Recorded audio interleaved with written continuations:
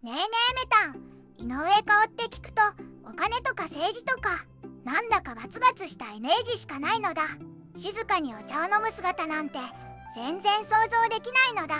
ふふふ、ずんだもん。そのイメージ今日でガラッと変わるわよ。実は井上香織、明治時代を代表する超一流の文化人、特に茶道をこよなく愛した大茶人でもあったの。あの井上さんがお茶をシャカシャカするのだ。信じられないのだ。一体何があったのだ。なぜ茶道にハマった？まず知っておいてほしいのは、明治時代の偉い人たちにとって茶道はただの趣味じゃなかったってこと。それは政治やビジネスの超重要な社交場、いわばビッグだけが入れる秘密のラウンジみたいなものだったの。秘密のラウンジ、なんだか大人の世界なのだ。普段は言えないような内密の話をしたり、人間関係を深めたりするのに茶室は最高の場所だったのよ。井上もその重要性に早くから気づいていたわ。彼は世外、世外という茶名、つまり茶道用のニックネームまで持っていたのよ。世の中から外れるっていう、彼の生き様とは正反対な名前が面白いわよね。政治のど真ん中にいたのに名前は属性を離れたい感じだったのだ。そうなの。そして彼はただお茶を飲むだけじゃなかった。当時の茶道の世界をリードするトップランナーの一人になっていくの。超一流の茶道具コレクター。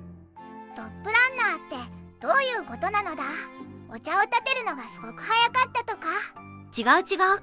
彼は歴史的な価値のある有名な茶道具、いわゆる名物を集める超一流のコレクターだったの。茶碗とかを集めるマニアだったのだ。マニアなんてレベルじゃないわ。彼が集めたのは何百年も前に作られて、織田信長や豊臣秀吉といった伝説の侍たちが愛したような国宝級のアイテムばかり。そういう茶道具を持つことは、自分がその歴史と文化を受け継ぐものだっていう最高のステータスシンボルだったのよ。すごいのだ。まるで伝説の剣を集める勇者みたいなのだ。その通り。彼は政治やビジネスで得た莫大なお金を、こうした文化的な遺産を守り集めることにつぎ込んだの。だから彼をただの金満家と見るのは少し早計なのよ。お茶会で国を動かす。集めた茶碗でちゃんとお茶会もしてたのだ。もちろんよ。しかも彼が主催する茶会はただのパーティーじゃなかった。それは国家の一大イベントだったの。特に有名なのが明治20年に護国寺で開かれた月見の茶会よ。お月様を見ながらお茶を飲む優雅なのだ。優雅だけど参加者がすごいの。なんと明治天皇と皇后までお招きしたのよ。それに加えて政府のトップたちや外国の外交官たちもずらり。これは井上が進めていた鹿鳴館外交の一環でもあったわ。お茶会が外交なのだ。西洋の真似事だけが日本の近代化じゃない。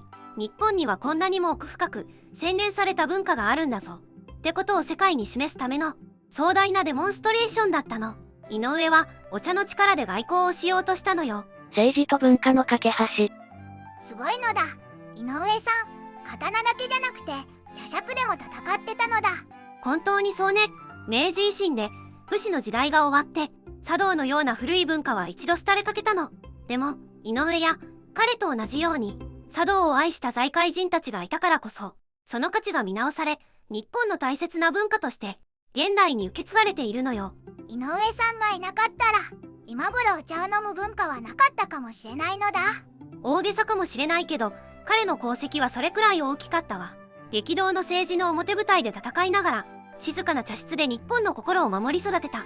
この2つの顔を知って初めて井上香織という人間の奥深さがわかるの。ガツガツした政治家で繊細な文化人、井上さんめちゃくちゃかっこいいのだ。僕も今日からお茶を始めてずんだ餅をシャカシャカするのだ。それはただのずんだシェイクじゃないの。今日の動画はここまで。最後まで見てくれてありがとうございました。このチャンネルでは日本の侍に関する情報を5分以内の短くまとめた動画を毎日投稿中。